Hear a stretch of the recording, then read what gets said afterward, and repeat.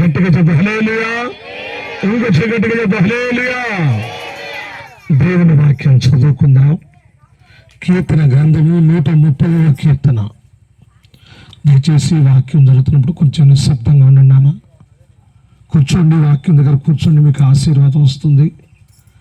కొద్ది నిమిషాలు జాగ్రత్తగా వాక్యం ఉంటే ఈరోజు మీ జీవితాలు ఆశీర్వదించబడతాయి. దేవుని వాక్యం చదువుకుందాం. 130వ కీర్తన 4వ వచనాన్ని 7వ వచనాన్ని చదువుకుందాం. అయినను జనులు నీ యందు భయభక్తులు నిలుపునట్లు నీ యొద్ద క్షమాపణ దొరుకును. యెహోవా కొరకు నేను కనిపెట్టుకొనుచున్నాను. నా ప్రాణము ఆయన కొరకు కనిపెట్టుచున్నది. ఆయన మాట మీద నేను ఆశ పెట్టుకుని ఉన్నాను. కావలి వారు ఉదయం కొరకు కనిపెట్టుట కంటే ఎక్కువగా నా ప్రాణము ప్రభు కొరకు కనిపెట్టుచున్నది. కావలి వారు ఉదయం కొరకు కనిపెట్టుట కంటే ఎక్కువగా ఇశ్రాయేలు యెహోవా మీద ఆశ పెట్టుకును. యెహోవా యొద్ద కృప దొరుకును. ఇశ్రాయేలు దోషములటుండి వాక్యము మన ఆత్మీయ మేలుకై దీవించునుగాక. ఆమేన్. ప్రియమైనటువంటి గ్రామస్తులందరికీ, చేరువచ్చిన దేవుని నమ్మిన విశ్వాసులకును, ఈ ప్రాంతంలో పరిచయం చేస్తున్న ఇమ్మాన్యుయల్ పాస్టర్ గారికి, అలాగే సైదాపురం మండలంలో దైవ సేవ చేస్తున్న సేవకులందరికీ ప్రభువు మన రక్షకుడైన యేసుక్రీస్తు నామమున అందరికీ నా వందనాలు తెలియజేస్తాను. అందరికీ వందనాలండి. అందరికీ వందనాలు. బాగున్నారు అందరూ కూడా? అందరికీ వందనాలు పాస్టర్ గారు. ఈరోజు కొద్ది నిమిషాలు దేవుని వాక్యం జాగ్రత్తగా వినండి. మీరు కొద్ది నిమిషాల వాక్యాన్ని వింటే మీ జీవితంలో ఎక్కడ దొరకని 3 విషయాలు ఈ రాత్రి నేను మీకు చెప్పి వెళ్తాను. వాక్యం నుంచి చాలా చోట్ల దొరుకుతాయి, కానీ కొన్ని ఎక్కడ పడితే అక్కడ దొరుకుతాయండి. దొరకవు. ఇప్పుడు మనం మామిడి పండు తినాలంటే ఏం చేయాలా? ఆ సీజన్ కోసం వెయిట్ చేయాలా, ఎదురు చూడాలా. ఎదురు చూస్తే ఎండాకాలంలో చక్కగా మామిడి పళ్ళు కాస్తాయి కాబట్టి ఆ సీజన్లో మనకు మామిడి పళ్ళు అనుకూలంగా ఉంటాయి. అంతేగాని వర్షాకాలంలో తినాలంటేనో ఇంకో టమాటాలు, వంకాయలు, పచ్చిమిరకాయలు ఎక్కడికి వెళ్ళాలి? కూరగాయల అంగడికి వెళ్తే మనకు కూరగాయలు దొరుకుతాయి, కొనుక్కోవచ్చు, డబ్బులు ఉంటాయి కదా, అవునా కదా? అలాగే ఒకవేళ మనకేదో టాబ్లెట్ కావాలి, ఎక్కడికి వెళ్ళాలి? టాబ్లెట్ కావాలి, ఎక్కడికి వెళ్ళాలి? మందుల షాప్కి వెళ్తే అక్కడ డబ్బులు ఇస్తే మనకు మందులు దొరుకుతాయి. అలాగే ఒకవేళ మనకు గాన ఉదయం పూట ఇడ్లీలు, దోశలు, పూరీలు తినాలనుకో, అవి ఎక్కడ దొరుకుతాయి? టిఫిన్ అంగడికి పోతే డబ్బులు ఇస్తే అవి దొరుకుతాయి మనకు. అలాగే ఇప్పుడు కరెంటు లైట్లు, బల్బులు, ఫ్యాన్లు ఉన్నాయనుకో, ఎక్కడికి దొరుకుతాయి? కరెంట్ అమ్మే వస్తువులు అమ్మే అంగడికి పోతే డబ్బులు ఇస్తే అవి దొరుకుతాయి. అలాగే చదువుకునే పిల్లలకి పుస్తకాలు, పెన్లు, స్కెచ్ పెన్లు ఇవన్నీ ఉన్నాయి కదా, అవన్నీ ఎక్కడ దొరుకుతాయి? బుక్ షాప్కి వెళ్తే, బుక్ స్టాల్కి వెళ్తే అవి డబ్బులు ఇస్తే దొరుకుతాయి. అలాగే మనం కట్టుకునే బట్టలు ఉన్నాయి కదా, ఆడవాళ్ళు ధరించే చీరలు కానీ మేము వేసుకునే ప్యాంట్, చొక్కాలు ఎక్కడ దొరుకుతాయి? బట్టల షాప్కి వెళ్తే బట్టల షాప్లో డబ్బులు ఇస్తే అవి కూడా దొరుకుతాయి. అలాగే ఇంకా మనం వంట చేసుకోవడానికి నూనెలు, చింతపండు, ఉప్పులు, పప్పులు ఎక్కడ దొరుకుతాయి? చిల్లర అంగడి, కిరాణా అంగడి అంటారు, వాటిలో దొరుకుతాయి మనకు. అలాగే మనం ఇంటికి రంగులు, సున్నాలు కొట్టుకుంటాం, పెయింట్ అంగడికి పోవడానికి ఎన్ని దొరుకుతాయి లేదా? అంటే ఒక ఇల్లు కట్టుకోవాలి, ఇప్పుడు సిమెంట్ కావాలి, కంకర కావాలి, కమ్మి కావాలి, ఎక్కడ దొరుకుతాయి? దానికి స్టీల్ అంగళ్ళు ఉన్నాయి, దాని దగ్గర పోతే మనకు దొరుకుతాయి. ఇప్పుడు అన్ని విలువైన వస్తువులు, బంగారం అంటే దరిదాపు ₹1,00,000 ఉందంట ఇప్పుడు సవర. వెండి కావాలంటే, బంగారం కావాలంటే నగల షాప్ పోతే దొరుకుతాయి. కాబట్టి ఇప్పుడు నేను చాలా విషయాలు చెప్పేంతవరకు మీకు నేను లోకంలో డబ్బు పెట్టుకుంటేనో, లోకంలో ఖర్చు పెట్టుకుంటేనో కొన్ని వస్తువులు మనకు కొన్ని చీప్గా దొరికే ఉన్నాయి, కొన్ని లక్షల రూపాయలు ఖర్చు పెడితే దొరికే ఉన్నాయి. కానీ అవన్నీ అవైలబుల్గా అందుబాటులో ఉన్నాయి. డబ్బులుంటే అవన్నీ మనం ఎక్కడో ఒక చోటని కొనుక్కోవచ్చు. మీకు ఇడ్లీలు దొరుకుతాయి, ఇక్కడ దొరుకుతాయా? మంచి ఇడ్లీలు దొరుకుతాయా? దొరుకుతాయమ్మా? టిఫిన్ ఉందా ఇక్కడ? ఇడ్లీలు దొరుకుతాయి. ఇక్కడ కిడ్నీలు దొరుకుతాయా? ఏంది దొరకవా? ఇక్కడ ఊరు దొరకవా? చెన్నైకి పోతే 5 లక్షలు ఇస్తే కిడ్నీలు కూడా అమ్ముతున్నారు. తెలుసా లేదు మీకు? కిడ్నీలు ఏమైనా చెడిపోయి ఉంటే చెన్నై కనిపోయి ఉంటే 5 లక్షలు ఇస్తే కిడ్నీ కూడా ఇస్తారు మీకు. అవి కూడా దొరుకుతున్నాయి. ఇప్పుడు దొరుకుతున్నాయి? ఇడ్లీలే కాదు, కిడ్నీలు కూడా దొరుకుతున్నాయి. కానీ దొరకని ఇంకా చాలా ఉన్నాయి ప్రపంచంలో. అది ఎక్కడా దొరకవు, ఒక ప్రత్యేకమైన స్థలంలో దొరుకుతాయి. అందరి దగ్గర దొరకవు. నువ్వు ఖరీదు పెట్టుకుంటే కూడా దొరకవయి. ఇప్పుడు చెప్పాను, ₹1 ₹2 ఇస్తే బోండా వస్తుంది, ఒక ₹5 ఇస్తే మాత్రం వస్తుంది, 100 200 పెడితే చీరలు వస్తాయి, ఒకవేళ 70,000 ₹1,00,000 పెడితే నగలు వస్తాయి. కానీ డబ్బులు పెట్టా కూడా దొరకవు. నేను చెప్పాను ఈరోజు చెప్పబోయి. నీకు అర్థమవుతున్నాయా? డబ్బులు పెడితే కొన్ని దొరుకుతాయి కదా, కొన్ని చీప్గా దొరుకుతాయి, కొన్ని ఖరీదుగా దొరుకుతాయి. కానీ డబ్బు పెడితే కూడా నాకు దొరకవి కొన్ని ఉన్నాయి ఈరోజు. అందుకని ఇంత ఖర్చు పెట్టి ఎమ్మెల్యేల పాస్టర్ గారు సంవత్సరం మీటింగ్ పెడతారంట. వాటిని చెప్పేద్దాం, 3 చెప్పేళ్తాయి సంవత్సరం. ప్రభు చిత్తం అయితే సంవత్సరం మరలా రాకడ ఆలస్యమైతే నిన్నే కానీ సార్ పిలిస్తే వచ్చే సంవత్సరం 3 చెప్తా. ఎక్కడ దొరకనివి, డబ్బు పెట్టుకుంటూ కూడా దొరకవి, అంత విలువైనవి ఎక్కడా దొరకనివి, ఒక్క చోటే దొరుకుతాయి కూడా. చూడండి 130వ కీర్తన 4వ వచనం మరలా చూద్దాం.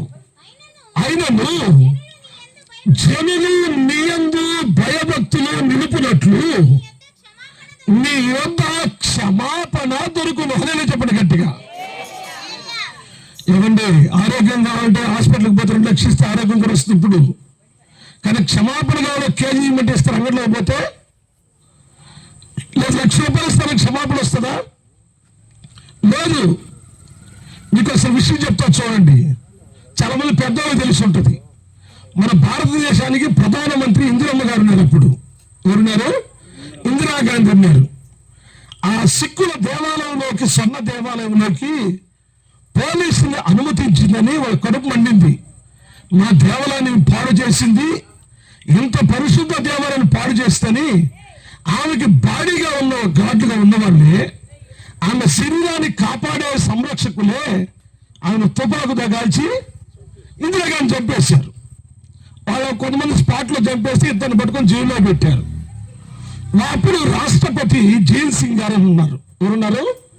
వాళ్ళలో ఉన్నాడు, వాళ్ళ సిక్కులానే ఉన్నాడు.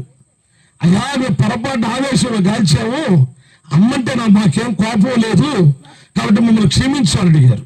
అంటే ఆయన అన్నాడు, మీరు ఎవరిని కాల్చారో తెలుసా, మీరు ఎంత పాపం చేశారో తెలుసా, ఎంత ఘోరం చేశారంటే దేశ ప్రధానమంత్రినే కాల్చేశారు. కాబట్టి మా మతమైనా, మా కులమైనా, మా ప్రాంతమైనా సరే మిమ్మల్ని ఉరికి సంపాలన్నాడు ఆయన. క్షమాపణ పట్ల మీకు తెలుసలేదు, చరిత్ర నేను చెప్తున్నా, భారతదేశం మన దేశ చరిత్ర మీకు చెప్తున్నా. ఎన్నో ప్రయత్నాలు చేశారు, వాళ్ళ క్షమాపణ దొరకల.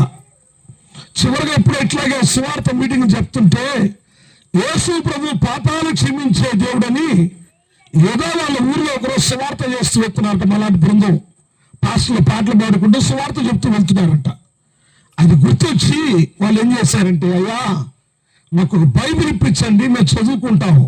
ఎందుకు రానాడంటే జైలు అధికారి, రేపో మాపు ఊరే చంపబోతున్నాం కదా మిమ్మల్ని, ఎందుకు బైబిల్ తీసుకొని ఏం చేస్తారు మీరంటే, మా మాట ఎవరు నమ్మటం లేదు, మమ్మల్ని ఎవరు పట్టించుకోవట్లేదు, మమ్మల్ని ఎవరు మేము తప్పు చేసాము క్షమించమంటే క్షమించటం లేదు, మావాడే రాష్ట్రపతిని క్షమించలేదు, మాకున్న కోర్టులు క్షమించలేదు. యేసయ్య క్షమించే దేవుడంట, పాపం క్షమించే దేవుడంట, ఆయన ఒక్కరైనా క్షమిస్తాడేమో అని బైబిల్ తెప్పించుకున్నారు. 5 రోజుల్లో కొత్త నిబంధన బైబిల్ని మత్తయి సువార్త మొదలు పెట్టుకొని ప్రకటన గ్రంథం వరకు చదివేస్తారు. వాళ్ళు చదివి అయిపోయింది, ఇంక 2 రోజుల తర్వాత ఉరి శిక్ష వేస్తారు. ఏమేస్తారు? 2 రోజుల తర్వాత ఉరి శిక్ష ఇద్దరికి. అయితే భారతదేశ చరిత్రలో అప్పుడు ఉరి శిక్ష అమల్లో ఉండింది ఆ టైంలో. కానీ దేవుని కృప చెప్పమంటారా, మీరు ఉరి తీయబోయే ఒక్కరోజు ముందు వెళ్ళి ఉరి తీయాల్సిన ఒక్కరోజు ముందు ఈనాడు పేపర్లో చిన్నపిల్ల ఉన్నప్పుడు తాటికాయ దక్షాతో వచ్చింది. ఎవరు రాశారంటే భారతదేశంలోనే ఉరి శిక్ష నిలిపివేయబడింది. గట్టిగా చెప్పలు కొట్టాలి. ఎందుకంటే కోర్టులో క్షమాపణ లేదు.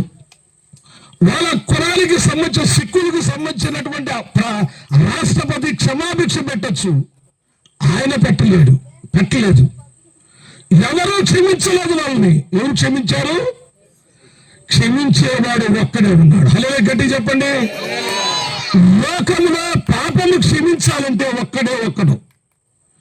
ఇంకెవరికి అధికారం లేదు.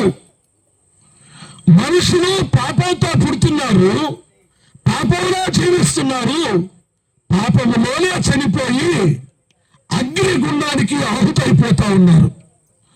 ఈరోజు 3 విషయాలు చెప్తానని చెప్పి మీ అందరికీ. 3 విషయాల మొట్టమొదటి విషయం ఏంటంటే, ఎంత డబ్బు ఖర్చు పెట్టినా, ఎన్ని కష్టాలను పడినా, ఎంత ఇబ్బంది పడినా సరే మానవుని పాపము శిక్ష తొలగకుండా అలాగే ఉండవలను రాసింది బైబిల్లో. కానీ ఆ పాపము క్షమించడానికి ఒక మనిషిగా ఈ లోకానికి 2024 సంవత్సరాల క్రితము నరావతారిగా యేసు అని పేరుతో వచ్చారు. గట్టిగా చెప్పాలి. ఏ పేరుతో వచ్చారు? ఆయన పాపము క్షమించడానికి వచ్చిన దేవుడు. ఆయన ఏ దేవుడికి ఏ పేర్లు ఉన్నాయో నాకు తెలియదు. నేను క్రైస్తవులుగా పుట్టాను. మా అవ్వతాతలు మా ముత్తాతలు అందరూ కూడా క్రైస్తవులే. నేను క్రైస్తవునిగా పుట్టి పెరిగా నాకు తెలియదు. కానీ ఏ దేవుళ్ళకి ఏ దేవతలకు ఏ పేర్లు కూడా నాకు తెలియదు. కానీ నేను ఆరాధించే దేవుడు ఈ రాత్రి పాపము క్షమిస్తాడు అని చెప్పానే, ఈ దేవుడి పేరు యేసుక్రీస్తు ప్రభు. ఈ పేరు ఏ పేరు? మత్తయి సువార్త 1వ అధ్యాయం 21వ చదవండి. యేసు అంటే అర్థం ఏందో మీకు చెప్తా. చదవండి. మత్తయి సువార్త 1వ అధ్యాయము 21వ వచనం. తన ప్రజలను వారి పాపముల నుండి ఆయనే రక్షించును గనుక ఆయనకు యేసు అని పేరు పెట్టబడింది. గట్టిగా చెప్పాలా? యేసు అంటే అర్థం ఏంటి? తన ప్రజల యొక్క పాపములను క్షమించే దేవుడు. అర్థమైంది నా మాటలు మీకు? ఈ రాత్రి ఎక్కడికి వెళ్ళినా, ఏ ప్రయత్నాలు చేసినా, ఎంత ఖర్చు పెట్టినా, నీ ఆస్తి ఎంత ఇచ్చేసినా పాపములకు క్షమాపణ ఎక్కడ దొరకదు. ఒక్క దగ్గర దొరుకుతుందని చెప్పాను. ఒక్క ఆయన దగ్గర దొరుకుతుంది. ఇది ఖర్చుతో పెట్టాను కొనలేని, కోట్లు పెట్టా కొనలేని వచ్చిన క్షమాపణ ఎవరు జరుగుతుంది? ఒక్క దగ్గర. పేరు పేరు ఈ రాత్రి ఆ క్షమించే దేవుడు యేసుక్రీస్తు ప్రభు అని ఈ రోజు మీ గ్రామానికి నేను తెలియజేస్తాను. నేను చెప్తా గట్టిగా. ఆ దేవుడిని పరిచయం చేయడానికి, మంచి దేవుడు, క్షమించే దేవుడు, ఎంత ఘోర పాపినైనా క్షమించే అటువంటి దేవుడు, ఆయన పేరే యేసు. యేసు అంటే అర్థమైంది? ప్రజల యొక్క పాపముల నుండి క్షమించి రక్షించేవాడని అర్థం. అర్థమైన మాటలో ఈరోజు మొట్టమొదటి మాట, దేవుడి యందు భయభక్తులు నిలిపినట్లు ఆయన ఏం దొరుకుతుందంటే మనకు క్షమాపణ దొరుకుతుంది. దేవుని బిడ్డలారా, ఎక్కడా దొరకదు ఈ ప్రపంచంలో. నువ్వు ఎన్ని కోట్ల రూపాయలు ఖర్చు పెట్టినా, ఎంత దూర ప్రయాణాలు చేసినా దొరకని రక్షణ ఈరోజు క్షమాపణ మలిచేడు గ్రామ నడిబొడ్లోకి వచ్చింది. గట్టిగా చప్పలు కొట్టాల. నీ ఊర్లోకి ఒక మందిరం వచ్చింది. నీ ఊర్లోకి ఒక సేవకుడు ఆదివారము ఆరాధన జరుగుతుంది. నువ్వు ఖర్చు పెట్టాల్సిన అవసరం లేదు, ప్రయాణం చేయాల్సిన అవసరం లేదు, వేలు లక్షల కోట్లు ఖర్చు పెట్టుకోవాల్సిన అవసరం లేకుండానే ఆ దేవుడు క్షమించే దేవుడు. భయభక్తులు నిలిపితే క్షమిస్తా అని చెప్పి చదవడం మాట. ఆయన యందు మనం భయభక్తులు నిలిపినట్లు ఆయన యొద్ద మనకేం దొరుకుతుంది? ఎక్కడ దొరుకుతుందా? డబ్బులు పెట్టి దొరుకుతుందమ్మా? అయ్యా డబ్బులు పెట్టి దొరుకుతుందా? 1 కోటి రూపాయలు అసలు దొరుకుతుందా? క్షమాపణ ఎక్కడ దొరకదు. పాపం క్షమాపణ. పాపం క్షమాపణ దొరికేది ఒకే ఒక్క వ్యక్తి దగ్గర, ఒకే ఒక్క దేవుడి దగ్గర, ఒకే ఒక్క స్థలములో మాత్రమే మానవుని పాపములకు క్షమాపణ జరుగుతుందని వాక్యం, పరిశుద్ధ గ్రంథమైన వాక్యము రాత్రి మీకు తెలియజేస్తున్నాను దేవుని బిడ్డలా. కొన్ని మాటలు ఈ రాత్రి మనం చూద్దాం. ఈ క్షమాపణ గురించి బైబిల్లో రాయబడిన కొన్ని మాటలను నేను మీతో జ్ఞాపకం చేస్తాను. ఎఫెసీయులకు రాసిన పత్రిక 4వ అధ్యాయము 32వ వచనం చదివితే అక్కడ ఒక మాట రాయబడి చదువుతాం. ఎఫెసీ పత్రిక 4:32. ఒకని ఎడల ఒకడు దయ కలిగి కరుణా హృదయులై క్రీస్తునందు దేవుడు మిమ్మును క్షమించిన. దేవుడు ఏం చేస్తాడు? దేవుడు చెప్పండి, ఇప్పుడు క్షమిస్తాడా లేదా? చాలా మంది అనుకుంటారు, మనం భయంకరం తాగుబోతుని, నేను గజదొంగ, నేను అర్హంతకుణ్ణి, నేను రౌడీని, వ్యభిచారిని, భయంకర అబద్ధాలు చెప్పేవాడిని, నన్ను దేవుడు క్షమిస్తాడా చెప్పండి అనుకున్నారు కదా చాలా మంది. కాదు, దేవుడు ఎవరినైనా, ఏ స్థితిలో ఉన్న వారినైనా ఆయన యందు భయభక్తులు నింపిన వారందరినీ క్షమించేటువంటి దేవుడు. హల్లెలూయా చెప్పండి. కాబట్టి దేవుడు క్షమిస్తాడు. క్షమించే దేవుడు ఆయన. దేవుడు మనం క్షమిస్తున్న దేవుడు అని వాక్యం సెలవిస్తా ఉంది. 1 యోహాను పత్రిక 1వ అధ్యాయము 9వ వచనం. 1 యోహాను పత్రిక 1వ అధ్యాయము 9వ వచనం. మన పాపమును మనం ఒప్పుకునేలా ఆయన నమ్మదగిన వాడు, నీతిమంతుడు కనుక మన పాపములను క్షమించి సమస్త దుర్నీతి నుంచి మన కడిగి పవిత్రపరచును. హల్లెలూయా చెప్పండి గట్టిగా. దేవుని బిడ్డలారా, దేవుడు చెప్తున్న మాట, బైబిల్ చెప్తున్న మాట ఏంటంటే, మనము ఆయన యందు భయభక్తులు నిలిపి ప్రభువా నేను పాపిని అని ఒప్పుకుంటే, ఎటువంటి ఘోర పాపినైనా దేవుడు భక్తి నిలిపిన వాళ్ళకి, భయం కలిగిన వాళ్ళ పాపములను క్షమించే దేవుడు యేసు క్రీస్తు ప్రభు. అదే చెప్తున్నా, మన పాపములు మనము ఒప్పుకుంటే సమస్త దుర్నీతి నుంచి కడిగి పవిత్రులుగా చేస్తామని వాక్యం రాయబడి. దేవుని బిడ్డారా, కీర్తన 86వ కీర్తన 5వ వచనం చదువుకుందాం. 86వ కీర్తన 5వ వచనం చదవండి. చూడు దేవుని బిడ్డారా, ఎక్కడా దొరకనివి 3 విషయాలు చెప్తారని చెప్తున్నాను. మొట్టమొదటి, పాపములకు క్షమాపణ ఎక్కడా లేదు, డబ్బులు పెట్టా దొరకదు. కానీ ఇది చాలా జాగ్రత్తగా ఆలోచన చేస్తే ఇది దేవునికి చదువునైనా. ప్రభువా నీవు దయాళుడవు, క్షమించుటకు సిద్ధమైన మనసు. అండర్లైన్ చేసుకోండి క్రైస్తవ బైబిల్లో ఉంటే. మన దేవుడు యేసు ప్రభు ఎటువంటి వాడంటే క్షమించడానికి సిద్ధమైన మనసు గలవాడంట. మా స్వగ్రామం అల్లూరు అండి, నెల్లూరు అవతల అల్లూరు మా గ్రామం. స్వగ్రామంలో నేను జీవిస్తున్నప్పుడు మా అమ్మగారు హై స్కూల్ హెచ్ఎంగా ఉండేవాళ్ళు. తర్వాత ఎంఈఓ ఏర్పరుస్తూ 83 సంవత్సరాలు నా దగ్గర కోటలో ఉంటా ఉందామి. ఆమెతో పాటు ఒక టీచర్ పనిచేసేవాడు, మాలకొండయ్య సార్ అని. ఆయన కుమారుడు భయంకరంగా తాగి రౌడీని చేసి ఎవరిని పడితే వాళ్ళు కొట్టేవాడు. తాగడానికి డబ్బులు ఇవ్వకపోతే అమ్మ నాన్న కూడా రాడుతో కూడా తలబాలు కొట్టేవాడు వాడు. ఆ కొడుకుల గురించి ఎవరితో పడితే గొడవలు పెట్టుకొని పోలీస్ కేసు అయిపోయినాయి. అయ్యా వాడిని పెట్టి జైల్లో వేయిస్తామయ్యా అని ఊరోళ్ళు మాట్లాడుకున్నారు. నేను చిన్న ఉన్నప్పుడు అనమాట. మాట్లాడుకుంటుంటే వాళ్ళ నాన్న ఏం చెప్పాలి, ఏం చెప్తాడు, నా కొడుకులు పట్టిస్తారా మీరు అని తిరుక్కోవాలి. కానీ తిరుక్కోవాలి. నాన్న ఏమన్నాడు తెలుసా, వాడిని జైల్లో వేయించేద్దామయ్యా అన్నాడు. అప్పుడు అంటే ఎంత విసిగిపోయాడు వాడు. చేసే అక్రమ అన్యాయ కార్యాలకు భయపడిపోయి జైల్లో పెట్టిద్దామన్నాడు.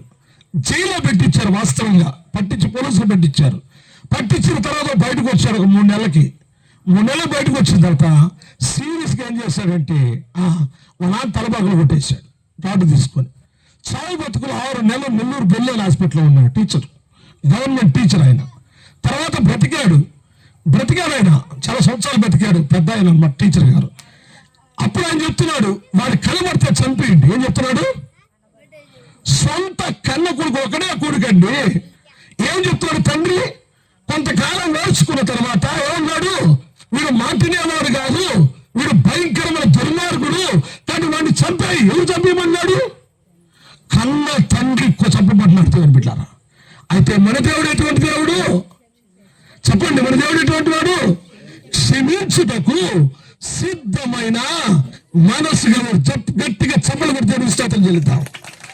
మన పాపమును క్షమించడానికి సిద్ధమైన మనసు గలవాడు. దేవుని బిడ్డారా, పాపాలు దేవుడు క్షమిస్తాడు అని తెలుసుకున్నాం. పాపాలు క్షమించడానికి మనసుని తెలుసుకున్నాం. ఆయనకు అధికారం ఉందో లేదు చూద్దాం. మార్కు సువార్త 2వ అధ్యాయం 5వ వచనం. మార్కు సువార్త 2వ అధ్యాయము 5వ వచనం చదవండి. వారి విశ్వాసమును చూచి, కుమారుడా, ఇప్పుడు యేసు ప్రభువు ఒక వ్యక్తి తీసుకొచ్చారు. పక్షవాయువు కదలలేడు, పడకలో పడిపోయినాడు. నలుగురు జాలిపడి యేసు దగ్గరికి మోసుకొచ్చారు. ఏమని? పక్షవాయువు బాగు చేయమని తీసుకొచ్చారు. కానీ యేసు రోగాన్ని బాగు చేయాలి. ఏమన్నారు ముందు? అయ్యా, నీ ఆరోగ్యం బాగైపోద్ది, నువ్వు లేచి నడుస్తావు, పక్షవాతం పోతుందల్లా. యేసు ప్రభు ఏమన్నాడు అక్కడ? నీ పాపములు క్షమించబడ్డాయి అన్నాడు. చూడండి 7వ వచనం చూద్దాం. వారు ఇట్లెందుకు? ఇప్పుడు యేసు ప్రభు తీసుకొస్తే రోగం బాగు చేయాల్సింది పోయి పాపం క్షమిస్తున్నావు అంటారేంది అని అనుకుంటున్నారు. 9వ వచనం. ఈ పక్షవాయువు గలవాడితో నీ పాపములు క్షమించబడమని చెప్పుట సులభమా? నీవు లేచి నీ పరిపెత్తుకున్న నడవమని చెప్పుట సులభమా? అయితే చూడండి ఏమన్నాడు? ఉన్నైనా ఏ సులభం అడుగుతున్నావు? యేసు ప్రభు పాపాలు క్షమించడం సులభమా, రోగమును బాగు చేయడం సులభమా అని అడిగాడు. ఏ సులభం చెప్పండి? రోగాన్ని బాగు చేయడం సులభం, కానీ పాపం క్షమించడానికి ఎవరి వల్ల ఏ పని కాదు. కాబట్టి ఆయన ఒక్కడే క్షమించగలవాడు. ఆయన పేరు యేసు, పాపము క్షమించే దేవుడు అని అర్థం. ఆయనకి ఏ మనసుంది? పాపము క్షమించే మనసు ఆయనకుంది కదా. అవును కదా? ఇక్కడ చూస్తున్నాం, చదవండి 10వ వచనం చివరి భాగం. అయితే పాపమును క్షమించుటకు భూమి మీద మనిషి కుమారునికి, ఇప్పుడు ఎవరికున్నది అధికారం చెప్పండి? భూమి మీద అధికారం ఎవరికి? భూమిలో మానవులు చేసే పాపమునకు, అతిక్రమమునకు, అవిధేయతకు, దేవునికి ఎదురాడి తిరిగే జీవితాలు క్షమించాలంటే ఆయన ఒక్కడికే మంచి మనసుతో క్షమించే మనసు. అధికారం ఎవరికుంది? క్షమించే అధికారము మనిషి కుమారునికి కలదు. గట్టిగా చెప్పాలా? దేవుడి బిడ్డలారా, ఇప్పుడు ఆలోచన చేశారా? ఈ రాత్రి నేను చెప్పే మంచి మాట ఏంటంటే, మీకు ఎక్కడా దొరకని క్షమాపణ, పాప క్షమాపణ యేసే దగ్గర మాత్రమే దొరుకుతుంది. ఎక్కడ దొరుకుతుంది చెప్పండి? ఇంకెక్కడ దొరుకుతుందా? ఇంకెక్కడ పాపమునకు క్షమాపణ లేదు. తెలుగులో ఒక పదం వాడతాం, మనకు గుర్తుంది లేదు. పాపం చేసిన తర్వాత దానికి ఏం చేయాలంటావు? పాపం చేసే తర్వాత ఏం చేస్తారు దానికోసం? అమ్మా, అదే పదం కరెక్టే. ఇప్పుడు చెప్పండి గట్టి కట్టది. పాపానికి ప్రాయశ్చిత్తం చేయాలి. అదే కరెక్ట్. ప్రాయశ్చిత్తము అనే తెలుగు మాటకి చాలా మంది తెలియదు అర్థం. ప్రాయశ్చిత్తం అంటే ఏమనుకుంటారంటే పాపం పోయింది అనుకుంటారు. ఏమనుకుంటారు? పాపం పోయింది అనుకుంటారు వాస్తవంగా. కానీ దానికి ఇంగ్లీష్లో వాడబడిన పదం, ఒరిజినల్గా హెబ్రీ భాషలో, గ్రీకు భాషలో వాడబడిన పదాలు ఏంటంటే, పాపము పోవుట కాదది, పాపము కప్పబట్ట. పాపము కడగబడ్డం కాదు. ప్రాయశ్చిత్తం అనే తెలుగు మాటకి బైబిల్లో ఇంగ్లీష్లో వాడారు అటోన్మెంట్ అనే పదం వాడారు ఇంగ్లీష్లో. అటోన్మెంట్ అంటే క్లెన్స్ అని కాదు, క్లీన్ అని కాదు, కవర్ అని అర్థం వస్తుంది. అంటే ఏమైంది? మనం చేసిన పాపము ఏదో ఒక మంచి పని చేసో, పుణ్యకార్యము చేసో, ధర్మకార్యము చేసో, తీర్థయాత్ర చేసో, బలియాగము చేసో, ఏదో ఒక చేసి మనం ఏం చేసుకున్నాం? కడుక్కోట్ల ఏమవుతున్నాయి? ప్రాయశ్చిత్తం జరిగిందంటే కడిగేసింది అనుకున్నారు మీరు. కానీ బైబిల్ ఆ మాట చెప్పటం లేదు. ప్రాయశ్చిత్తం అనే మాటకి ఇంగ్లీష్ లో అటోన్మెంట్ అనే పదం ఉందంటే కప్పబడుట గాని కడగబడుట కానే కాదు. గుర్తుపెట్టుకున్న మాటలు రాత్రి. దేవుని బిడ్డలారా, మనుషులు ఎన్నెన్నో ప్రయత్నాలు, ఎన్నెన్నో మార్గాలు ఎత్తుకొని తమ పాపమును కప్పుకునే ప్రయత్నం చేస్తున్నారు, కానీ కడుగుకుని క్షమాపణ పొందే ప్రయత్నము నేటికి జరగటం లేదు. ఎందుకంటే క్షమించేవారికి ఒక వ్యక్తి ఉన్నాడు. ఆయన పేరు చెప్పండి, ఆయన పేరు యేసు క్రీస్తు ప్రభు. క్షమించే మనసు ఉన్నవాడు యేసు క్రీస్తు ప్రభు. క్షమించే అధికారం కలిగిన వాడు యేసు క్రీస్తు ప్రభు. నిన్ను క్షమించడానికి, నన్ను క్షమించడానికి కలవరి శిలువలో రక్తము కాచి మన కోసమై ప్రాణం పెట్టిన వాడు. దేవుని బిడ్డలారా, ఈ రోజు కూడా హిందువులను పిలవబడే వాళ్ళు అనేక రకాల బలియాగాలు ఇస్తా ఉన్నారు. ఏమిస్తున్నారు?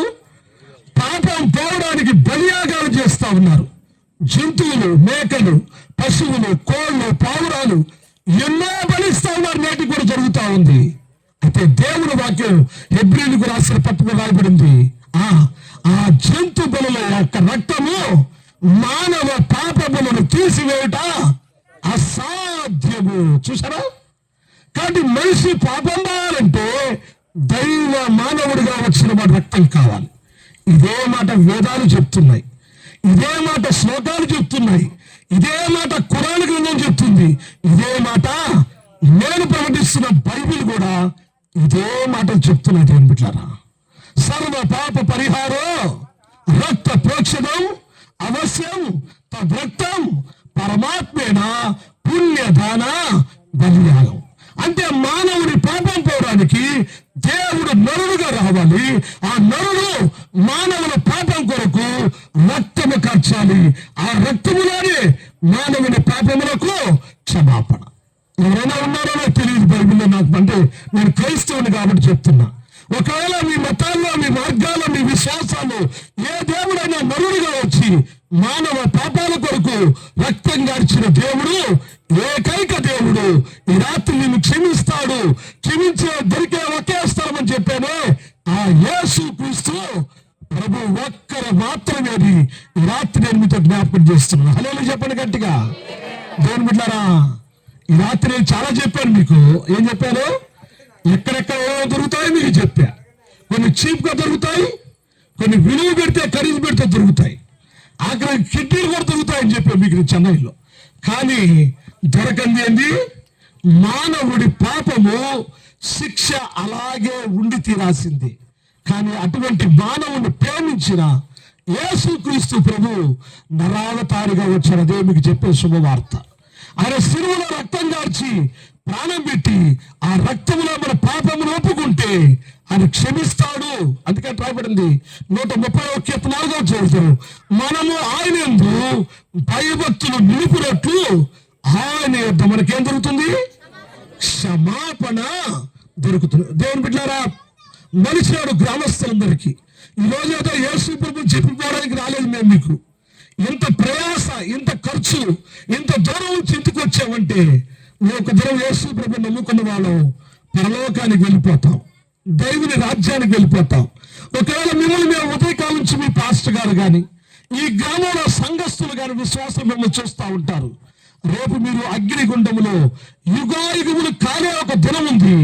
ఆ రోజు మీకు రాకూడదని ప్రేమించే ఈ సువార్త కూడికను ప్రతి సంవత్సరము ఏర్పాటు చేస్తున్నారు.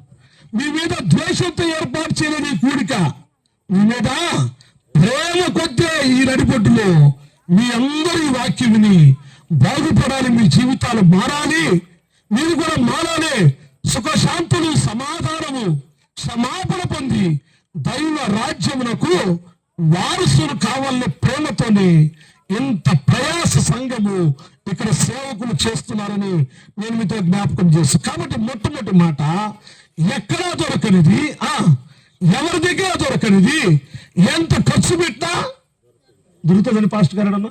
అయ్యా దొరుకుతుందా? ఎక్కడా దొరకదు, ఒకే చోట దొరుకుతుంది. ఎక్కడ దొరుకుతుంది అది చెప్పండి? ఎక్కడ దొరుకుతుంది? హలో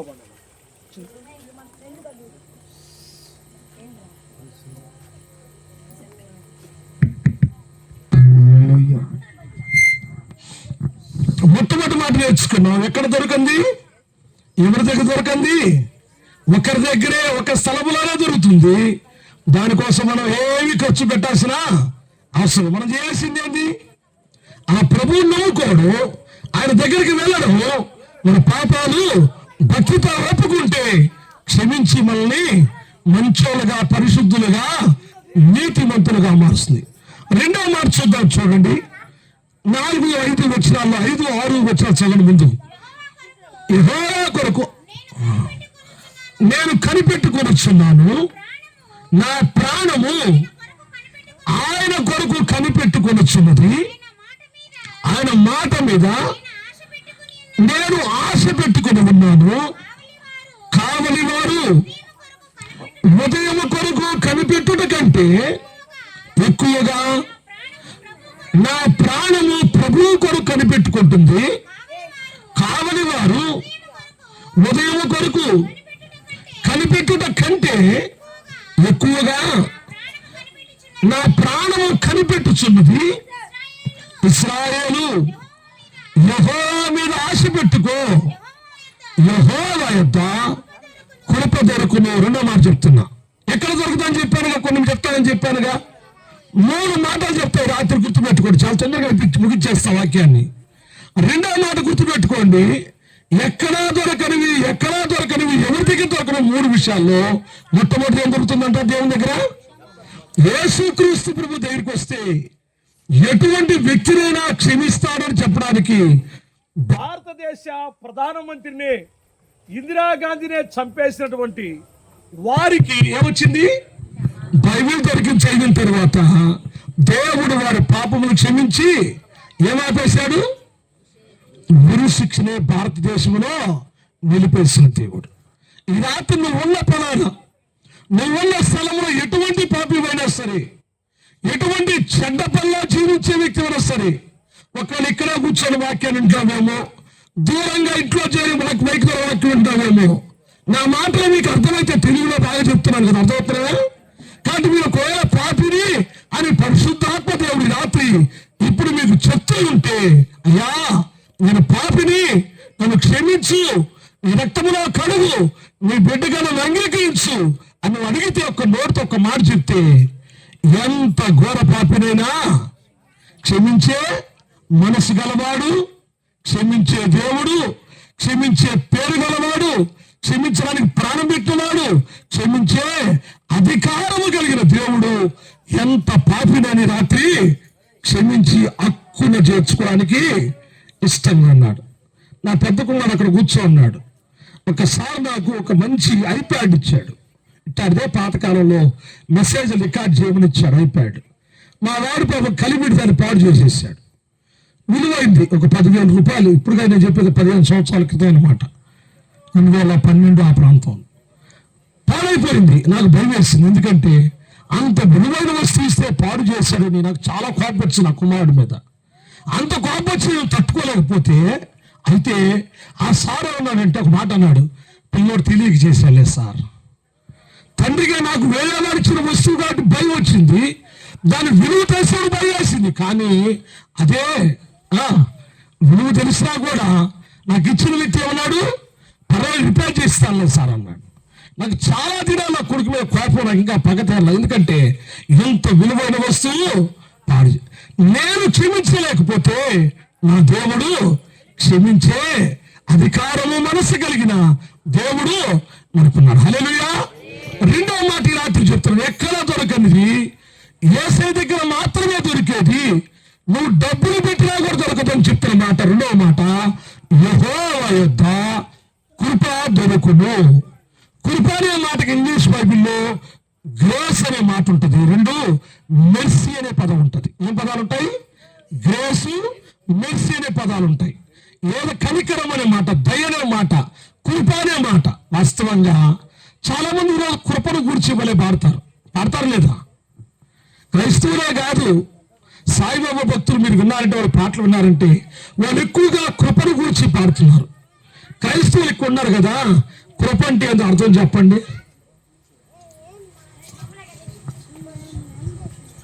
కృప పాడతారుగా.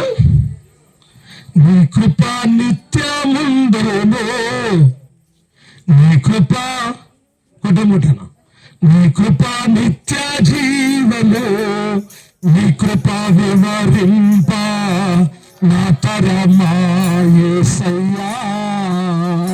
నీ కృప నిత్యముందును, నీ కృప నిత్య జీవము, నీ కృప వివరింప నా తరమా యేసయ్యా.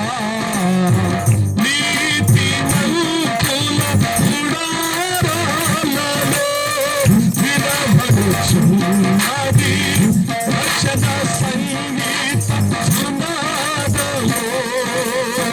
నీతిమంతుల గుడారాలలో వినబడుచున్నది రక్షణ సంగీత సునాదము. నీ కృప నిత్యముందును, నీ కృప నిత్య జీవము, నీ కృప వివరింప. కృపను గురించి క్రైస్తవులు కృపను గురించి అందరూ కృప కృప కృప అంటున్నారు, కానీ కృపను గురించి మాత్రం అర్థం తెలియదు. కృప అంటే రాసుకోండి, కృప అంటే ఏంటో తెలుసా? అర్హత లేనప్పుడు పొందుకునే దాన్ని కృప అంటారు. అర్హత లేనప్పుడు ఉదయాన్నే మనం పనికి పోయాము నారేతకి, సాయంత్రం దాకా పని చేసాము, 400 రూపాయలు ఇస్తారు. దాన్ని ఏమంటారు? మా సాయంత్రం డబ్బులు ఇస్తారు కదా, కూలి. మనం కష్టపడ్డారు, కూలి ఇచ్చారు. ఉద్యోగస్తులు నెలంతా డ్యూటీకి పోయారు, నెలంతా ఒకటి ఇస్తారు డబ్బులు, దాన్ని ఏమంటారు? జీతం. అంతే కదా, వాళ్ళు కష్టపడ్డారు కాబట్టి కూలి వచ్చింది, వీళ్ళు కష్టపడ్డారు కాబట్టి జీతం వచ్చింది. మంచిదే. మీకు బాగా అర్థం కాదని చెప్తా కృపణ గురించి. 10th క్లాస్లో కొంతమంది 35 మార్కులు వస్తే పాస్ ఇస్తుంది. ఎన్ని మార్కులు కావాలా పాస్ అవడానికి? 34 వస్తాయి. కొంతమంది ఫెయిల్ అయిపోయి ఉంటారు, చాలా మంది ఫెయిల్ అవుతారు. అప్పుడు గవర్నమెంట్ ఏమో ఆలోచిస్తాయి, అయ్యో మిగతా అన్నింటిలో పాస్ అయ్యాడు కదా, ఇది ఒక్క సబ్జెక్ట్లో ఫెయిల్ అయ్యాడు కాబట్టి ఆ ఒక్క మార్క్ కలిపేస్తే ఆ వ్యక్తి జీవితం బాగుపడిపోద్ది కదా అని ఒక్క మార్కు కలుపుతారు. ఏం కలుపుతారు? ఒక్క మార్కులు కలుపుతారు. దాన్ని ఏమంటారు? గ్రేస్ మార్క్స్ అంటారు. ఏమంటారు? 10 సార్లు చెప్తారు ఆ పేపర్, ఎన్ని తిప్పినా 30 ఉంటాయి వాళ్ళకి. ఒక్క మార్కు కలిపితే ఏమవుతాడు? ఆ వ్యక్తి పాస్ అయిపోతాడు. అంటే అర్థం ఏంటంటే గ్రేస్ మార్క్స్ అంటారు, కృప కొద్ది ఇచ్చే మార్కులు. కాబట్టి దేవుని బిడ్డలారా, కృప దొరికే స్థలము యేసుక్రీస్తు ప్రభు దగ్గర. మనకు అర్హత లేని వాటి విషయంలో అర్హతను పొందుకోవడానికి దేవుడిచ్చే విషయాన్ని ఏమిటంటే కృప అంటారని దేవుని వాక్యము మనతో జ్ఞాపకం చేస్తా ఉంది. చూడండి, 25వ కీర్తన 7వ వచనం. 27వ కీర్తన 25వ కీర్తన 7వ వచనం చదువునండి. 25 కీర్తన 25 చదువు.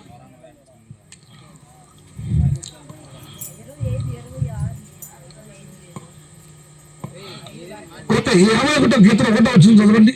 కీర్తన 51:1. దేవా నీ కృప చొప్పున నన్ను కరుణించుము, నీ వాత్సల్య బాహుల్యము చొప్పున నా అతిక్రమములను తుడిచివేయము. చూడండి ఏమన్నాడు? నీ కృప చొప్పున నన్ను కరుణించయ్యా, నా పాపం పోయినట్లుగా చేయని కీర్తనకారుడు అడుగుతున్నాడు. 119వ కీర్తన 77వ వచనం చూడండి. 119వ కీర్తన 77వ వచనం చదువుకుందాం. అక్కడ కూడా ఏమంటాడు చూడండి. చదవండి. నీ ధర్మశాస్త్రము నాకు సంతోషకరము, నేను బ్రతుకున్నట్లు నీ కరుణా కటాక్షమును నాకు కలుగునుగాక. చాలండి. ఇక అంటాడు కీర్తనాకారుడు 119:77లో, నేను బ్రతుకుడానికి నీ కరుణా కటాక్షాలు కావాలి. ఈ మధ్య కాలంలో కోవిడ్ వచ్చింది కదా, ఎంతమంది గొప్పోళ్ళు, ఎంతగా చదువుకున్న వాళ్ళు, ఎంత పెద్ద ఆసాములు కూడా చనిపోయినారు కదా, అవునా కదా? దేవుని కృప కరికరం వల్ల మనం బ్రతికి ఉన్నాం అన్నమాట. వాక్యం చెప్తున్నమాట. మనం బ్రతికి ఉన్నామంటే మన గొప్ప శక్తి ఆరోగ్యం అని కాదు, మన డబ్బులు మన కాపాడలేదు కానీ మనం బ్రతకడానికి ఆయన కరుణా కటాక్షములు మన మీదకి వచ్చినట్టుగా దేవుని వాక్యం చూస్తున్నాం. బైబిల్ గ్రంథం చెప్తున్న మాట, నేను నా కృప మీకు శాశ్వత కాలం ఉంటుంది. ఎట్లుంటుందంట? ఒకరోజు ప్రారంభిస్తే ఆగిపోయేది కాదు. రెండో పత్రికలో చూస్తే ఏమంటున్నాడు? నిన్నటి కంటే ఈరోజు కృప అధికమైపోతుందంట. నిన్నటి కంటే ఈరోజు కృప అధికమవుతుందంట.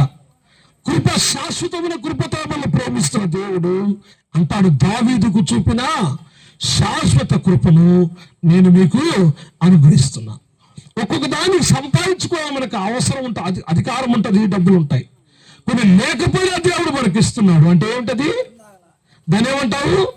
కృప అంటాం దేవుని బిడ్డలారా. అందుకని ఎఫెసీ పత్రిక 2వ అధ్యాయంలో 8వ వచనం అంటాడు, ఆయన కృప ద్వారా విశ్వాసములనే ఇప్పుడు మనము రక్షించబడ్డాము. కాబట్టి యేసు ప్రభువుని ఎరిగి రక్షించబడ్డానికి కారణం ఏంటంటే ఆయన కృప మాత్రమే. మన యోగ్యత కాదు, మన అర్హత కాదు, మన ప్రయత్నాలు కాదు, కానీ ఆయన కృప ద్వారానే మనం ఏం చేయబడ్డాం. ఈరోజు యేసు ప్రభువుని దేవునిగా రక్షకునిగా కలిగి ఉండే భాగ్యము మనకు కలిగింది. దేవుని బిడ్డలారా, ఎన్నో మనకు ఉండకూడదు ఉన్నాయంటే ఈరోజు ఉన్నాయంటే అవన్నీ ఏంటి? దేవుని యొక్క కృప మాత్రమే. ఎంత పాడినా, ఎంత వివరించినా, ఎంత చెప్పినా కృపను గురించి ఎంత చెప్పినా తక్కువే. మీరు 150 కీర్తనలు ఉంటాయి, మీరు కీర్తనంతా చూడండి, కీర్తనంతా ఉంటుందంటే కృప కృప కృప అని రాసి ఉంటుంది. యేసయ్య గారు తన పాటలంతట్లో ఎక్కువ రాస్తాడు, కృపను గూర్చే పాడుతూ ఉంటాడు. అవునా కాదా? మనం కొత్త పాట కూడా పాడుతున్న మధ్య, నీ కృప లేని క్షణము, నీ దయ లేని క్షణము నేను జీవించలేదు యేసయ్య. కాబట్టి ఇది అనుభవం తెలిసిన వాళ్ళకి ఆయన కృప. మొట్టమొదటి ఏం జరుగుతుంది? ఎక్కడా దొరకంది, డబ్బు పెట్టినా దొరకంది. ఏం జరుగుతుంది? ఆయన భయభక్తులు నిలిపితే పాప క్షమాపణ దొరుకుతుంది. రెండోది ఏం జరుగుతుంది? ఆయన ఎందుకు మనం ఉంటే మనకు కృప దొరుకుతుంది. కృప అంటే ఏంది? అర్హత లేనప్పుడు, యోగ్యత లేనప్పుడు పొందుకుంటున్న వాటన్నిటిని ఏమంటామంటే కృప అంటాం. దేవుని ఇంగ్లీష్లో రాసుకోండి, అన్మెరిటెడ్ ఫేవర్ అంటారు. Unmerited favour. కాబట్టి మనం యోగ్యతను బట్టి, మన అర్హతను బట్టి, మన మంచి స్థలాన్ని బట్టి మనం పొందుకోవట్లేదు, కానీ దేని బట్టి పొందుకున్నాం? దేవుని యొక్క కృపను బట్టి మనం పొందుకున్నాం. ఎఫెసీ పత్రిక 2వ అధ్యాయం ఇంటికి వెళ్ళి చదవండి మీరు. మనకు దూరస్థలమును అపరాధముల చేత పాపముల చేత చచ్చిన వారమై ఉండగా ఆయన ప్రేమ చేత, మహాప్రేమ చేత మనం బ్రతికించును. మనకు దూరస్థలం మనము ఆయన రక్తము చేత ఇప్పుడు సమీపస్తులుగా మార్చబడ్డాం. నిబంధన లేని ప్రజలము, అన్ని జనమున మనల్ని ఆయన కుమారులుగా, కుమార్తెలుగా చేసుకోవడానికి ఒకే ఒక కారణం ఏంటంట? ఆయన కృప. హల్లెలూయా చెప్పండి గట్టిగా. కాబట్టి రెండవది ఎక్కడా దొరకంది, ఎంత డబ్బులు పెట్టినా కొనుక్కోలేని దేవుని కృప. మూడో మాట చూద్దాం. 130వ కీర్తన ముగింపులోకి వస్తా ఉన్నాం. 130వ కీర్తన 7వ వచనం 2వ భాగం చదవండి. ఇశ్రాయేలు యెహోవా మీద ఆశ పెట్టుకొనుము, యెహోవా యొద్ద కృప దొరుకును, ఆయన యొద్ద సంపూర్ణ విమోచన దొరుకును. ఈరోజు చెప్పే మూడవ మాట విమోచన. విమోచన అనే పదము విడుదల అనే పదంతో సమానం కాదు. ఇప్పుడు ఒకవేళ మనం డబ్బులు అప్పు తీసుకున్నామండి, మనం కట్టలేదు, మా నాన్న, మా అన్న, మా మామ ఎవరెవరు చేంజ్ చేయొచ్చు, డబ్బులు కట్టేసి నన్ను విడిపించి తీసుకెళ్ళిపోవచ్చు. నేను కట్టలేదు కదా, వేరే వాళ్ళు కడితే కూడా నన్ను విడిపించేయచ్చు. అది కాదు విమోచన అంటే. విమోచన అది ముఖ్యంగా పాపానికి సంబంధించిన పదం. తిరుగులో విడుదల, విమోచన ఒకే రకమైన పదంగా ఉంటాయి, కానీ అది విమోచన ఎక్కడ దొరకదు. విడుదల జరుగుతుందా? విడుదల జరుగుతుందా? నేను తప్పు చేసి జైల్లో పెట్టనుకోండి, ఏ సత్వం సరే చేయవచ్చు, నాకు బెయిల్ ఇవ్వచ్చు. బెయిల్ ఇస్తే ఏమవుతాను? నేను జైలు నుంచి బయటికి వచ్చేస్తా. ఇప్పుడు నేను పాపం చేశాను అనుకోండి, ఏ గారు ఏమైనా చేస్తాడా? చెప్పండి. మరి మీ అమ్మాయిలో సరే ఏమైనా చేయగలరా? ఇంకెవరు చేయగలరు? నాకు ఏం చేయను, ఎవరు చేయగలరు చెప్పాల. ఒకే ఒక్క ఆయన దగ్గర తప్ప నాకు బయటకు వచ్చే ఛాన్స్ లేదు. అదే కదా ఈరోజు మీతో చెప్పే మాట. ఎక్కడా దొరకంది, ఎవరి దగ్గర దొరకంది, ఎంత ఖర్చు పెట్టా దొరకంది. మూడవది విమోచన. ఇంగ్లీష్ వచ్చిన రాసుకోండి. విమోచన అనే పదానికి ఇంగ్లీష్ బైబిల్లో రెడమిషన్ అనే మాట రాసినారు. రెడమిషన్ అంటే అర్థం చెప్తాను మీకు, వినండి, నా చూడండి. విమోచన అంటే ఏంటంటే ఏ ధర్మశాస్త్రమైన ఏ మత గ్రంథమైన చెప్పే మాట ఏంటంటే ఒక వ్యక్తి తప్పు చేస్తే, ఒక వ్యక్తి పాపం చేస్తే ఆ వ్యక్తి దానికి ఏం అనుభవించాలా? శిక్ష అనుభవించాల్సింది కంపల్సరీగా. అవునా కాదా? అయితే బైబిల్ గ్రంథంలో యేసు ప్రభువు ఏం చేశాడో మీకు చెప్తా. తప్పు నేను పాపం చేశాను, నేను శిక్ష అనుభవించడానికి ఇష్టం లేదు కాబట్టి ఏం చేశాడు ఆయన? నా శిక్ష అంతటిని ఆయన మీద శిలువ మీద మోసుకొని ఆయన రక్తంలో నన్ను కడిగి నేను పాపని ఒప్పుకున్నప్పుడు నేను పాపంలో నీతివంతుడు వెళ్ళమని వదిలిపెట్టాను. అంటే అర్థం ఏంటంటే నా పాపములకు నా శిక్షకు వేరొకరు వెల చెల్లించి నేను ఉచితంగా విమోచించారు. హల్లెలూయా. ఎవరు చేశారా పని? ఎక్కడ దొరుకుతుందా విమోచన? డబ్బులు పెడితే దొరుకుతుందా? విమోచన పదం ఎక్కడా దొరకదు. మొట్టమొదటి ఏం నేర్చుకున్నాం? భక్తి నిలిపితే, భయభక్తి నిలిపితే ఆయన ఏం దొరుకుతుంది? పాప క్షమాపణ దొరుకుతుంది. రెండవది ఏం దొరుకుతుంది? ఆ దగ్గర కృప దొరుకుతుంది. మనం ఎన్ని సంపాదించుకోవాలో, ఎన్ని పొందుకున్నామో అంటే అర్హత లేకపోయినా అవన్నీ కలిగి ఉంటున్నామంటే దేవుని కృప. మూడవది ఆయన దగ్గర దొరికేది ఏంటో తెలిసి చెప్పంటారా?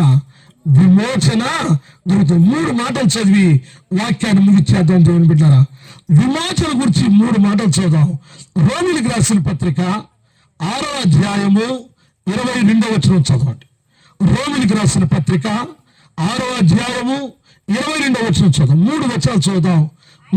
ఆయనను ఇప్పుడు పాపము నుండి విమోచించబడి దాసులైనందున కలుగుటకు ఫలము. కాబట్టి దేవుని బిడ్డరా, ఇప్పుడు యేసు ప్రభువులోకి వచ్చిన మనము ఏమంటుంది? పాపము నుండి విమోచించబడ్డాం. పాపము నుంచి బయటకు తీసుకొచ్చాడు దేవుడు. మన శిక్ష, మన వెలంతా కూడా ఆయనే చెల్లించేస్తాడు. మనం పొందవలసిన పాపం శిక్ష ప్రభువు భరించి నన్ను నిన్ను రక్తములో కడిగి ఉచితంగా శుభ్రపరిచి పరిశుద్ధుడము నీతిమంతుడున్నావు. తప్పు చేస్తే కోర్టు దగ్గరికి వెళ్ళామనుకోండి, లాయర్లు జడ్జిలు చూస్తారు. ఏమంటారు? ఇతను చేసిన తప్పు, ఇతను చేసిన పాపము ఇట్టాడిది కాబట్టి ఏమంటారు? ఇదిగో ఇంత జులుమానా కట్టండి, లేకపోతే ఇన్ని రోజులు జైల్లో ఉండండి అని చెప్తారు. అంతే కదా? కానీ అదే ఏ కోర్టులో, భారతదేశంలో ఏ కోర్టులో దగ్గరికి వెళ్ళి నేను తప్పు చేశానయ్యా అని అనుకోండి, ఒప్పుకుంటే ఏమవుతుంది? క్షమించాను పో అంటారా? ఏ చిన్నదానికి పెద్దరికైనా, ఏ చిన్నదానికైనా పెద్దరికి క్షమించారు పోని ఏ కోర్టు చెప్పదు. చెప్తారండి? తప్పు చేసింది నువ్వు ఒప్పుకుంటే శిక్ష భరించాల్సిందే. కానీ యేసయ్య కోర్టులోకి వచ్చి నేను తప్పు చేశాను, పాపిని ఒప్పుకుంటే ఆయన ఉన్నాడు, నిన్ను కడిగాను, శుద్ధీకరించాను, నువ్వు హ్యాపీగా పోమంటాడు. అలా చెప్పండి, అర్థమైంది ఆ మాట? ప్రపంచంలోని ఏ కోర్టులో మన పాపానికి శిక్ష ఉంటుంది, కానీ యేసయ్య కోర్టులో మాత్రం క్షమాపణ ఉంటుంది. గుర్తుపెట్టుకోండి. యేసయ్య కోర్టులో విమోచన ఉంటుంది. గుర్తుపెట్టుకోండి. ఆయన దగ్గర మాత్రం ఇట్టాడు, ఎక్కడ దొరకదు ఇట్టాడు. అందుకంటాడు పాపము నుండి ఇప్పుడు మనము విమోచించబడ్డాం. రోమిలికి రాసిన పత్రిక 3వ అధ్యాయం 23-24 వచనాలు చదువు ఒకసారి చూద్దాం. రోమా పత్రిక ఇంకో 2 వచనాలు చదువు ముగిచ్చేద్దాం. ఏ భేదము లేదు, అందరూ పాపం చేశారు. అలాగనే కొంచెం అయినా ఒకవేళ ఇప్పుడు ఈరోజు నేను పాస్టర్గా నిలబడి నేను గొంతు పెద్దగా అరుస్తా, కేకలేస్తా, గంభీరంగా మనిషి గ్రామానికి వచ్చి ఏదో పరలోకం నుంచి ఊరి పడిపోయేలాగా, మీకు అర్థమవుతుంది కదా, ఎక్కడి నుంచి ఊరి పడిపోయేలాగా నేనేమో ఒకవేళ మీరు అనుకుంటా ఈ పెద్ద ఆయన ముసలాయి లాగా ఉన్నాడు, తల్లంటుకులు వచ్చేసినాయి కాబట్టి అనుకుంటా, మీరు అనుకుని ఉండొచ్చు. నాకన్నా మంచివాడు కాబట్టి మమ్మల్ని పాపరాడుతున్నాడు, ఆయన పెద్ద పరిశుద్ధలాగా ఉన్నాడు అని మీరు అనుకుంటుంటారు. మీకు తెలుస్తలేదో ఇక్కడ కూర్చొని మైక్లో వినే వాళ్ళందరికంటే భయంకర పాపంటే నేను చేయని పాప పనులు లేవు. పుట్టిన మంచి తల్లిదండ్రులు పుట్టే క్రైస్తవులకి. మా అమ్మ ఎంఈఓ అంటే తెలుసుగా, ఒక మండలానికి టీచర్లంతటి మీద అధికారి మా అమ్మ. మా నాయన ఏంటో తెలుసా, కోఆపరేటివ్ డిపార్ట్మెంట్ ఉంటుంది ఒంగోలు జిల్లా ఆఫీసర్ రిటైర్ అయ్యాడు. అంత మంచి వాళ్ళు కడుపుని పుట్టాను నేను. చర్చికి పోతా, పాటలు పాడతా, రోజు ప్రార్థన చేస్తా. చెయ్యకూడని పాపాలంటూ ఏం లేదు నా జీవితంలో. ప్రతి పాపం చేసిన వాడిని నేను. ఒక ఆయన చెప్పాను నేను ఎండాకాలం గురించి. నా ఎండాకాలం ఎలా గడిచేదంటే, ఫిబ్రవరి ఎండింగ్ నుంచి జూన్ ఆఖరి వారం వరకు ప్రతిరోజు 5 బీర్లు తాగింది పడుకునేవాడిని కాదు. ఎన్ని బీర్లు? 5 బీర్లు రోజు తాగేవాడిని నేను. తిరునాళ్ళ చుట్టూ తిరిగేవాడిని, రికార్డాల చుట్టూ, బట్టబోవు చుట్టూ తిరిగినవాడిని. తిరునాళ్ళ పూజలు కానీ కొబ్బరి చెప్ప తిన్న ఇవ్వకపోతే కొట్టి పొడి చంపేవాళ్ళు, ఆ విధంగా కొట్టేవాళ్ళు. అంత భయంకరమైన ఇంట్లో ఎవరికి తెలియదు నేను చేస్తానని. ఇంత భయంకర పాపి నన్ను క్షమించాడు దేవుడు. చావు రోగాన్ని పెట్టాడు దేవుడు నాకు. అర్థమైపోయింది నేను చచ్చిపోతానని. ప్రభు దగ్గరికి వెళ్ళి క్షమించు ప్రభు అన్న. ఈరోజు దేవుడు మహాకృప వల్ల ఆయన కుమారుడయ్యాను. అంతకు మించి ఈరోజు దైవ సేవకుడు మీ ముందుకు వచ్చి వాక్యం చెప్తారు. హల్లెలూయా. అంటే నేను కూడా పాపినే, గుర్తుపెట్టుకోండి. ఒకవేళ వాక్యం ప్రకటిస్తా ఉంటే నా స్థితిలో, నేనున్న రోజున స్థితిలో ఇక్కడ మీరు కూర్చున్న వాళ్ళు ఎవరో ఉండొచ్చు ఈరోజు. కానీ మిమ్మల్ని అన్నామని బాధపడకండి. వాక్యం ఏం చెప్తుంది? ఏ భేదమును లేదు, అందరూ చెప్పండి ఏం చేసిందంట? నేను కూడా, కానీ నేను దేవుడు వచ్చాను, బయటకు వచ్చాను. ఈ రాత్రి శుభవార్త మీకు చెప్పేది, ఎక్కడ దొరకని క్షమాపణ, ఎక్కడ దొరకని కృప, ఎక్కడ దొరకని విమోచన ఎక్కడ దొరుకుతుంది? యేసులో మాత్రమే దొరుకుతుంది. అది మీకు ఉచితంగా దొరుకుతుంది చెప్పడానికి వచ్చి రాత్రి నేనేదో నీతిమంతుడి కాదు, నేను పరిశుద్ధుని కాదు, నాకన్నా మీరు చాలా మంచి వాళ్ళ వల్ల చెప్తున్నా ఈరోజు. కానీ అంత ఘోర పాపిని నన్నే క్షమించిన దేవుడు మిమ్మల్ని క్షమించడం చాలా సులభం. మరలా చెప్తున్నా, నేను చెప్తాను. నేను 1-2 చెప్పాను మీకు, కొన్ని వందలు చెప్తానన్నమాట. నన్ను క్షమించడానికి నేను ఏడ్చిన రాత్రులు చెప్తే మీరు నమ్మరు ఎవరు కూడా. మీరు కన్నీరు పెడితే ఒక రాత్రి 2 రాత్రులు ఏడ్చుంటారు బాప్తీసారు క్రైస్తవులు. నేను ఎట్టాడ్చాను తెలుసా? రాత్రి 9 గంటలకు మందిరంలో మోకరిస్తే తెల్లవారు 5 గంటల వరకు కన్నీళ్ళు కార్చాలి. ఎన్ని గంటలు? మళ్ళీ మోకాలు వేయకూడదు, బయటికి రాకూడదు. అంత ఘోర పాపి నేను. ఈతాకు చేపలు ఉండే రోజులు ఇప్పుడు మీకు తెలీదు. ఈతాకుతో చేపలు ఉండే రోజులు అవి. మోకరిస్తే ఒక రాత్రి కన్నీటితో ఈతాకు చేప తడిచిపోవాలి. అలా ఎన్ని రాత్రులు తెలుసా? ఆదివారం తప్పక మిగతా వారం దినాలన్నింటిలో రాత్రి 9 గంటల నుండి తెల్లవారు 5 గంటల వరకు కన్నీరు గారిస్తే 9 నెలల తర్వాత నన్ను క్షమించాడు దేవుడు. హల్లెలూయా. ప్రభువుతో చెప్పాడు, నీ పాపం క్షమించాను, నీతిమంతులుగా చేశాను, పరిశుద్ధం చేశాను. అంతే. ఆ రోజు భయం పోయింది, గిలిపోయింది. నాలో ఉన్న భయం అందరూ తిరిగిపోయింది. నా హృదయం తేలికైపోయింది. రాత్రి దేవుని బిడ్డలారా, అందరూ పాపలమే. అయితే దేవుడు ఎందుకు వచ్చాడు? చూడక్కడ చదువు. అందరూ పాపము చేసిన వారు. చదువురైనా ఏ భేదము లేదు, అందరూ పాపము చేసి దేవుడు అనుగ్రహించు మహిమను పొందలేకపోతున్నారు. కాబట్టి నమ్మవారు కృప చేతనే. ఏమైనా ఖర్చుందా? ఏమండి, నమ్మేవారికి విమోచించడానికి ఏమైనా ఖర్చుందా? ఏమన్నాడు? నీకేం క్వాలిఫికేషన్ అవసరం లే, నీకేం అర్హతలు అవుతాయా? ఆయన దేవుడు ఒప్పుకో, పాపిని క్షమించబడదు, ఆయన కృప చేతనే. చదువురైనా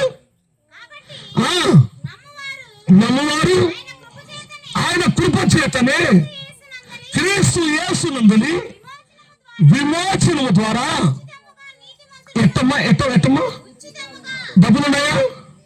ప్రయాసం ఉందా? ప్రయాణమేనుందా? భారమేనుందా? ఏమి లేదంట.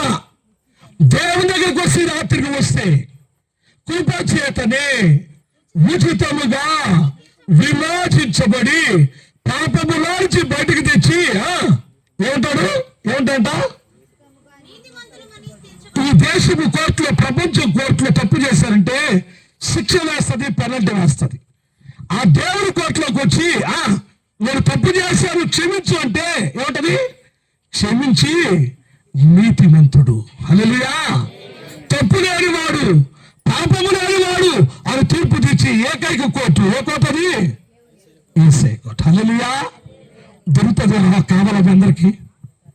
డబ్బులు పెట్టకుండానే మీ ఊరు వదిలిపెట్టి బయటికి పోకుండానే ఖర్చు పెట్టుకుంటానే సులభంగా సుఖంగా మన ఊరి ప్రజలందరూ విమోచించబడి మంచివాడు కావడానికి తీసుకుందాం ఈ రాత్రి. ఏమైనా కష్టపడమని చెప్పానా? 1000 రూపాయలు ఇవ్వమని చెప్పానా? ఎక్కడికైనా ప్రయాణం చేయమని చెప్పానా? ఏదైనా బరువు పని చెప్పాను? ఏం చెప్పలేదు కదా. దేవుని బిడ్డలారా, ప్రభు దగ్గర దొరికేది మూడోది ఏంటంటే విమోచన. చెప్పండి, విమోచన. కనుక దేవుని బిడ్డలారా, దేవుడు తన కృప చేత ఉచితంగా యేసు క్రీస్తు ప్రభువుల వలన విమోచనలోకి తీసుకొస్తున్నాడు. ఎఫెసీ పత్రిక 1:7 చదివి వాక్యాన్ని ముగించేద్దాం. ఎఫెసీయులకు రాసిన పత్రిక 1:7 దేవుని కృప మహదైశ్వర్యమును బట్టి ఆ ప్రియుని యందు ఆయన రక్తము వలన విమోచింపబడి అనగా అపరాధములకు క్షమాపణ కలిగినది. హల్లెలూయా చెప్పండి. దేవుడు ఆయన రక్తము ద్వారా ఈరోజు ఏం కలుగుతుందట? క్షమాపణ, విమోచన, ఉచితంగా కృపచేత కలిగేటువంటి ఈ గొప్ప ఆశీర్వాద అనుభవాలు ఈరోజు మీకు తెలియజేస్తాను. ఏం చెప్పండి? మొట్టమొదటి, ఎక్కడో దొరకనిది, ఎవరికి దొరకనిది, ఎంత ఖర్చు పెట్టా దొరకంది. మొట్టమొదటి ఏసే దొరికేదండి. రెండోది కృప, మూడోది విమోచన. ఒక చిన్న ఉదాహరణ చెప్పి వాక్యాన్ని ముగిచేస్తాను.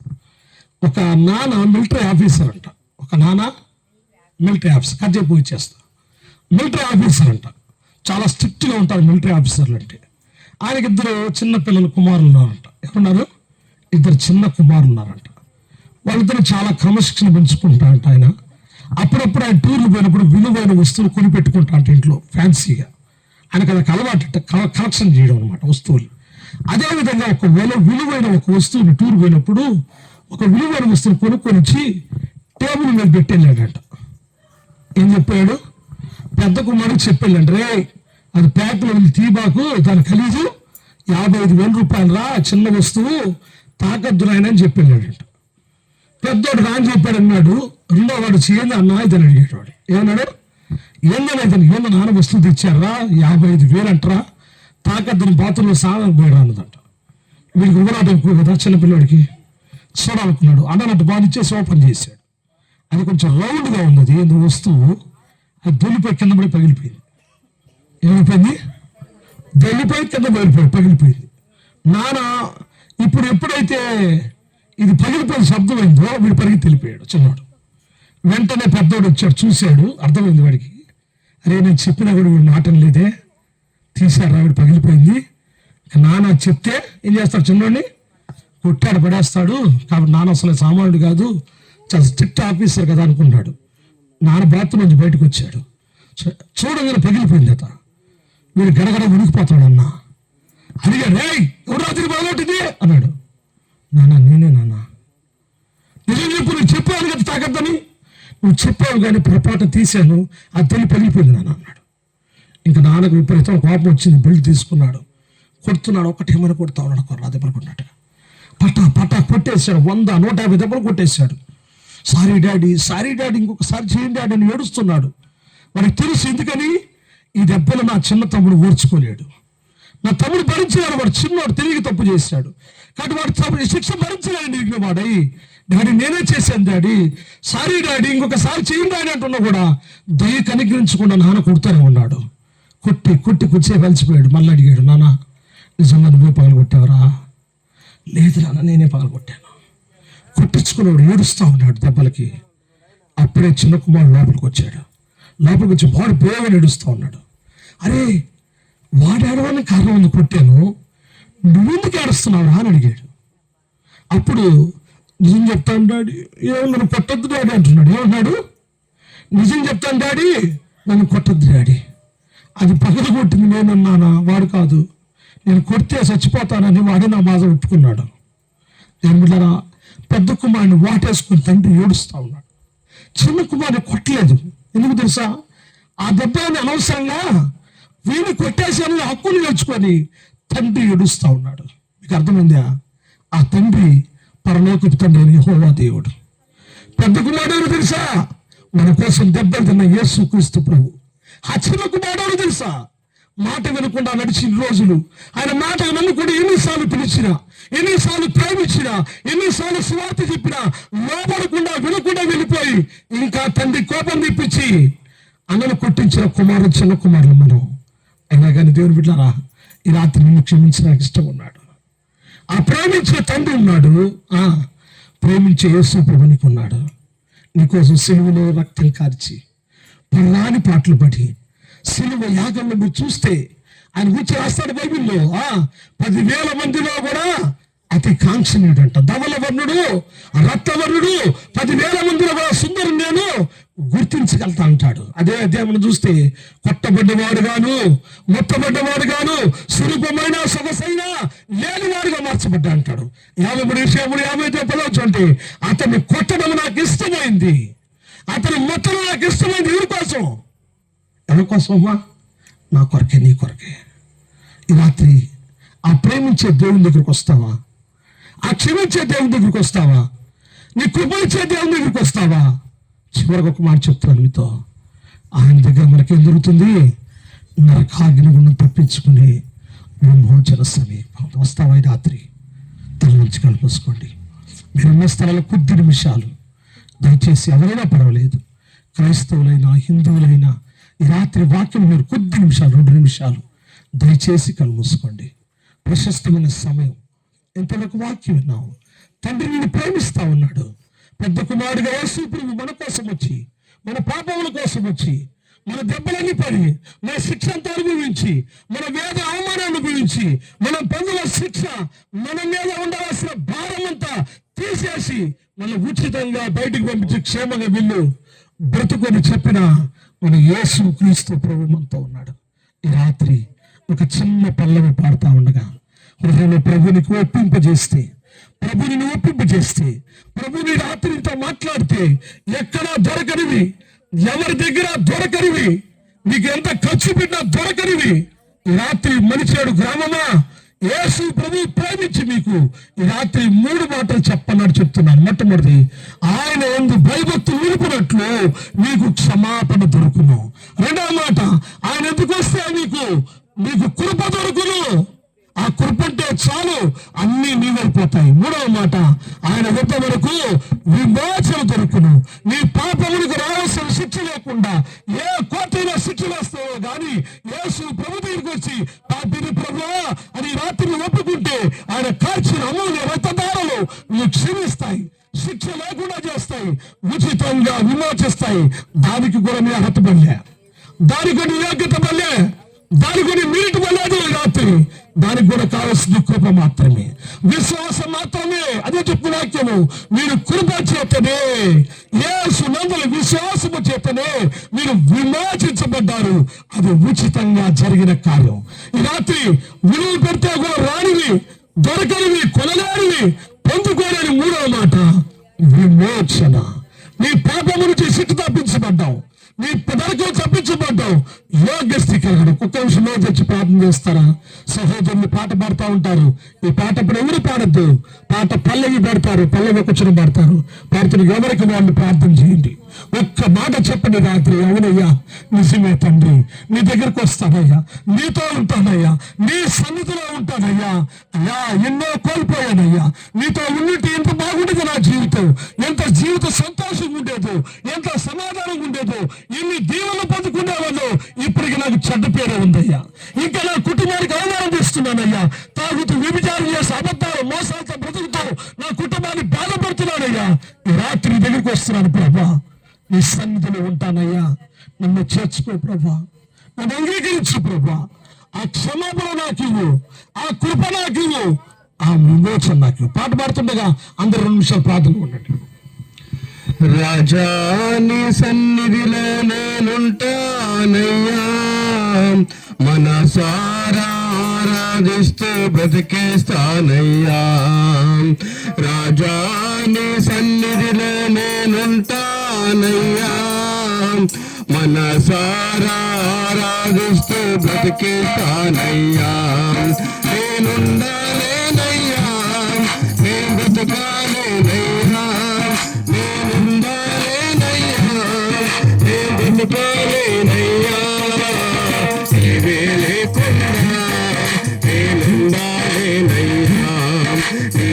తోడే లేకుండా నే బ్రతుకాలేనయ్యా నీవే లేకుండా నేనుండాలేనయ్యా నీ తోడే లేకుండా నే బ్రతుకాలేనయ్యా రాజా నీ సన్నిధిలో నేనుంటానయ్యా మనసారా ఆరాధిస్తూ బ్రతికేస్తానయ్యా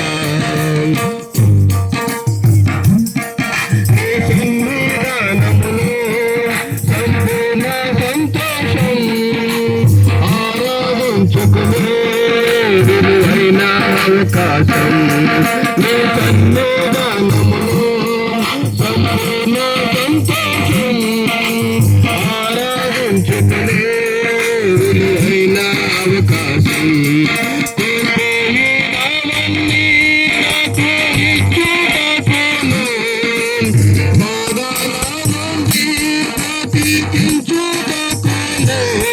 కోల్పోయినవన్నీ నాకు ఇచ్చుటకును బాధల నుండి బ్రతికించుటకును నీవే రాకపోతే నేనేమైపోదును నీవే రాకపోతే నేనేమైపోదును నేనుండాలేనయ్యా నే బ్రతుకాలేనయ్యా నేనుండాలేనయ్యా నే బ్రతుకాలేనయ్యా నీవే లేకుండా నేనుండాలేనయ్యా నీ తోడే లేకుండా నే బ్రతుకాలేనయ్యా నీవే లేకుండా నేనుండాలేనయ్యా నీ తోడే లేకుండా నే బ్రతుకాలేనయ్యా రాజా నీ సన్నిధిలో నేనుంటానయ్యా మనసారా ఆరాధిస్తూ బ్రతికేస్తానయ్యా రాజా నీ సన్నిధిలో నేనుంటా